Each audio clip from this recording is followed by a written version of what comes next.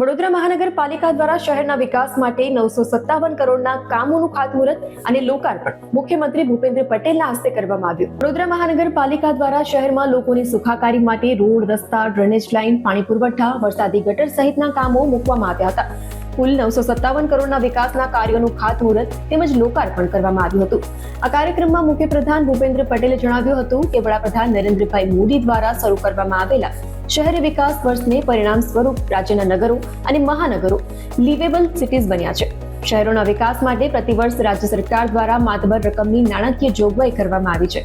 તેમણે ઉમેર્યું કે વર્ષ 2005માં જ્યારે તત્કાલીન મુખ્યમંત્રી અને વર્તમાન વડાપ્રધાન નરેન્દ્ર મોદીએ શહેરી વિકાસ વર્ષની શરૂઆત કરી ત્યારે સમગ્ર રાજ્યનું બજેટ માત્ર ₹500 કરોડ હતું, જેની સામે આજે માત્ર વડોદરા જેવા એક જ શહેરમાં એક જ દિવસમાં ₹957 કરોડ રૂપિયાના વિકાસના કામો થઈ રહ્યા છે।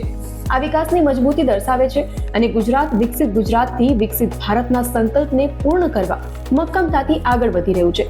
તેમણે જણાવ્યું હતું કે ગુજરાત આજે સમગ્ર દેશમાં નાણાકીય વ્યવસ્થાપનમાં પ્રથમ ક્રમે છે।